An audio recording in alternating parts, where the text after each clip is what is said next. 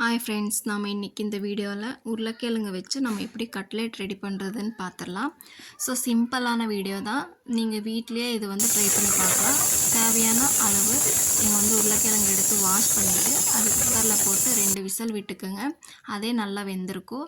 So அதெல்லாம் விசிலெல்லாம் போனதுக்கப்புறம் நீங்கள் ஓப்பன் பண்ணி அந்த உருளைக்கிழங்குல இருக்கிற தோலெல்லாம் எடுத்துட்டு நல்லா அதை ஸ்மாஷ் பண்ணிக்கணும். ஸ்மாஷர் வச்சு அதை நல்லா பதத்துக்கு நம்ம அந்த பதத்துக்கு எடுத்துக்கணும்.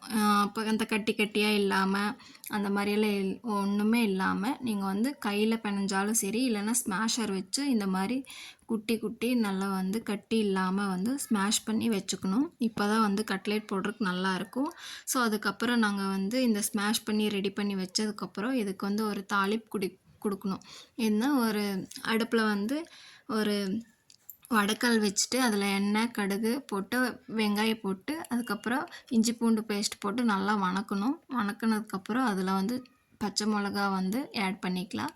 ஆட் பண்ணிவிட்டு அதில் மசாலா ஆட் பண்ணணும். சிக்கன் மசாலா ஆட் பண்ணி கரம் மசாலா ஆட் பண்ணால் நல்லாயிருக்கும். ஸோ அதுக்கப்புறம் நல்லா கிண்டி விட்டுட்டு இந்த மாதிரி ஸ்மாஷ் பண்ணி வச்சுருப்போம்ல உருளைக்கிழங்கு, அதை எடுத்து நம்ம இந்த வடைக்கல்லில் போட்டு நல்லா எல்லாமே மிக்ஸ் ஆகி வர மாதிரி கிண்டணும்.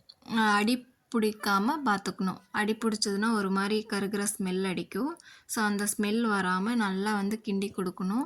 அதுக்கப்புறம் கொத்தமல்லி தலையை நல்லா கழுவிட்டு அதை பொடி பொடியாக கட் பண்ணி அதை உள்ளே ஆட் பண்ணிவிட்டு நீங்கள் நல்லா கிண்டினீங்கன்னா அந்த மசாலா எல்லாம் உள்ளே இறங்கணும். அந்த எல்லா உருளைக்கிழங்கு படுற மாதிரி நீங்கள் நல்லா கிண்டிகிட்டே இருக்கணும்.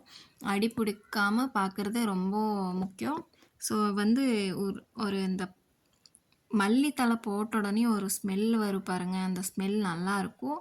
ஸோ இது கட்லெட் ரெடி பண்ணுறது ஈஸி தான். உருளைக்கிழங்கு நம்ம வேஸ்ட்டாக தான் யூஸ் பண்ணிகிட்டு இருப்போம். ஸோ என்னென்னமோ பண்ணுறோம். அதில் கட்லெட் ரெடி பண்ணி நாங்களே வீட்டில் சாப்பிட்லாம். நல்லா டேஸ்ட்டாக இருக்கும், சூப்பராக இருக்கும். நாங்கள் ட்ரை பண்ணி பார்த்துருக்கோம். நான் ட்ரை பண்ணது தான் உங்களுக்கு இப்போ வீடியோவாக சொல்கிறேன்.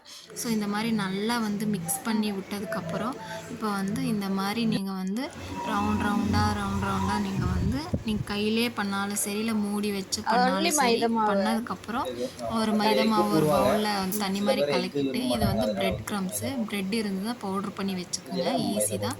இந்த மைதா மாவில் ஒரு டிப் பண்ணி இந்த ப்ரெட் க்ரம்ஸில் நல்லா சுற்றி படுற மாதிரி டிப் பண்ணிவிட்டு நீங்கள் எண்ணெய் காஞ்சதுக்கப்புறம் இந்த மாதிரி எண்ணெயில் பொரித்து எடுத்திங்கன்னா நல்ல ருசியான சுவையான எண்ணெய் வெஜ்ஜு கலந்த சுவையான கட்லெட் ரெடி ஆகும். மணக்க மணக்க சாப்பிட்லாம். நீங்கள் ட்ரை பண்ணி பாருங்கள். நல்லா கண்டிப்பாக உங்களுக்கு